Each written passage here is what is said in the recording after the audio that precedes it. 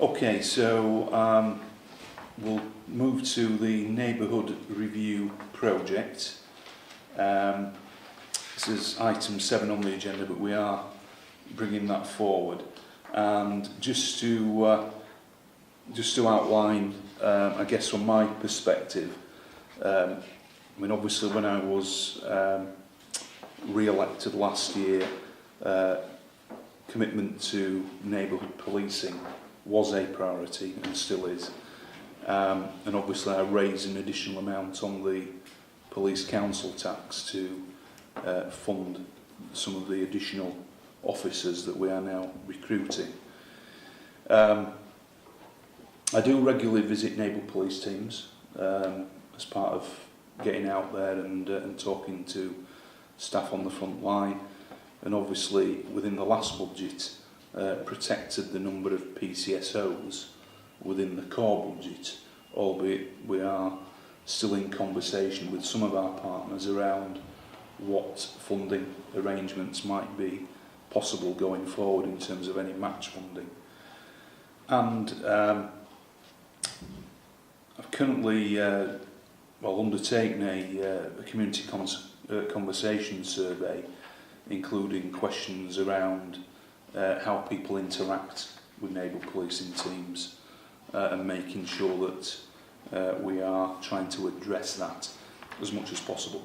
So that's the context from my perspective, and I think if I could just hand over to you now to talk to the reports. Thanks. Yes, so the context is important, Commissioner, as you quite rightly pointed out. So I am, in the same place that you are, in that neighbourhood policing is absolutely our bedrock, and that's where we need to build the rest of our capabilities upon.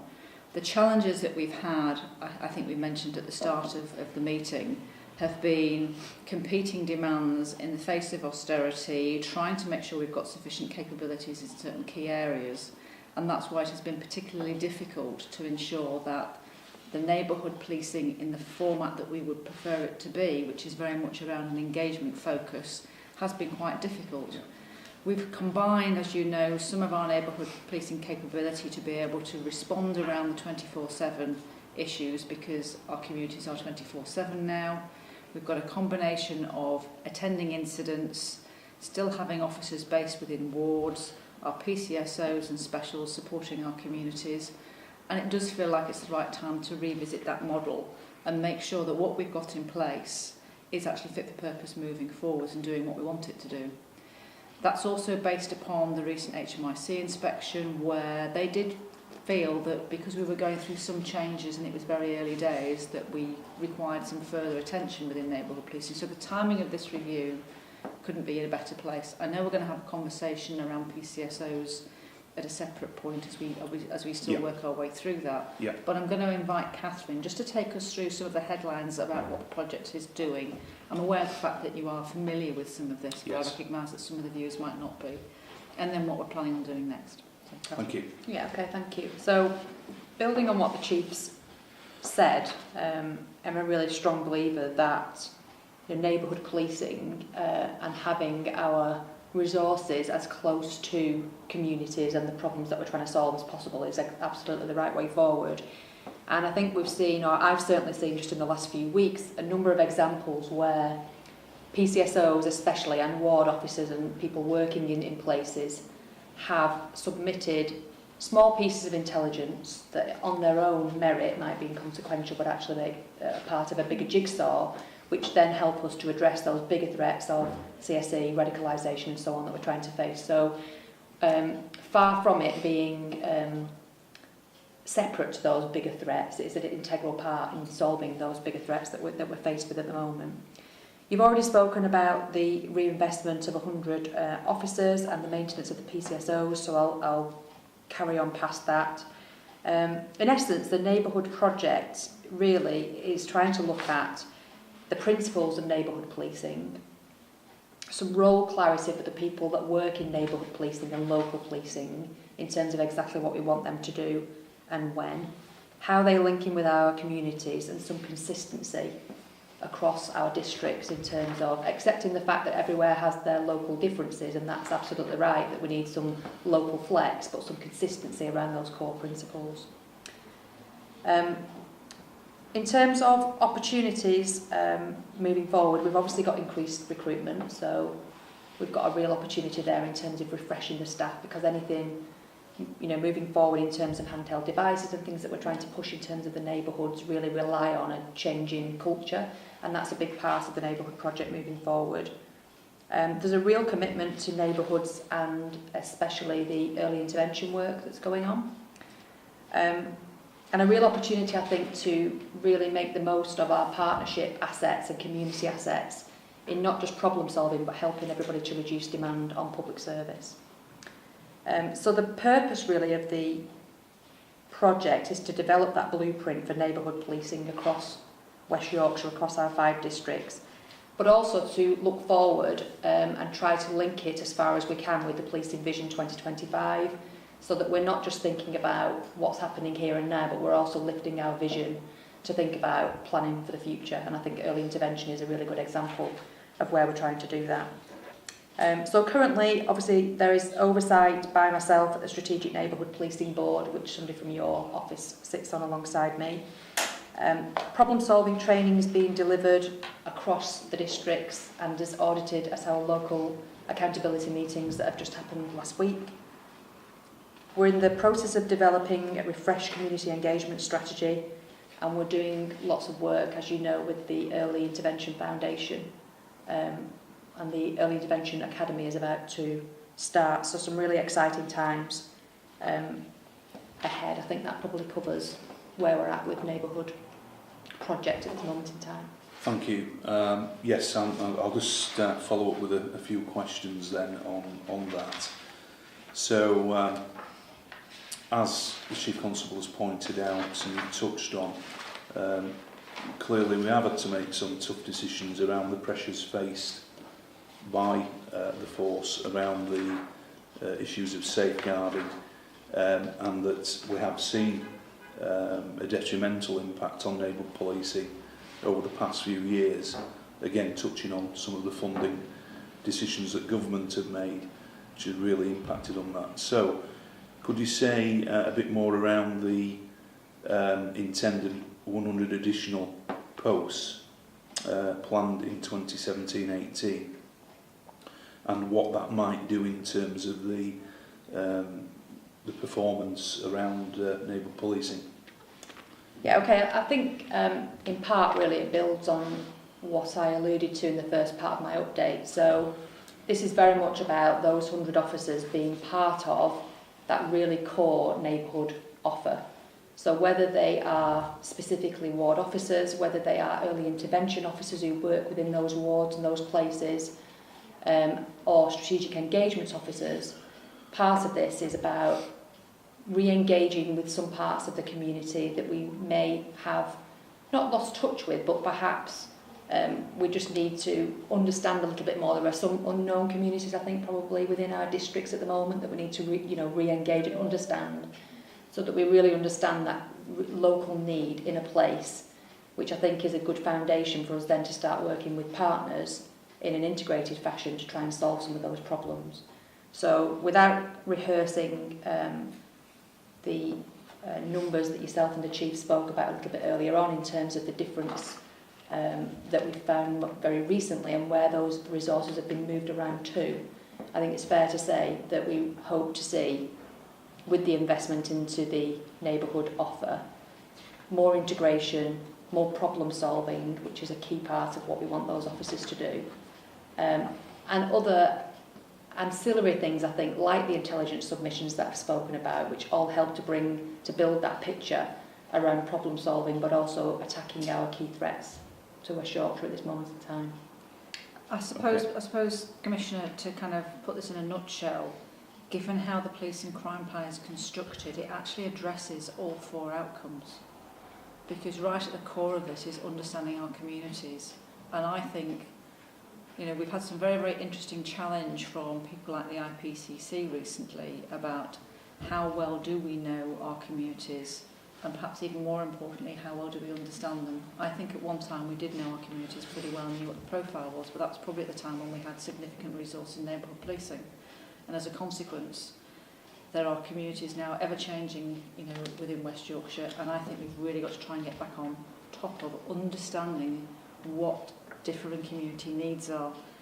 And that becomes more amplified when you look at what's happening across other parts of the public sector and their frontline service provision as well. Yeah, absolutely. And so I guess a follow-on question then. So it's clear that whatever the outcome of this review, there will be significant change with hopefully a new sustainable neighbourhood policing model going forward. Can you tell me a bit more about how the model will be built and how you're currently sort of communicating and engaging about the review, both internally and externally?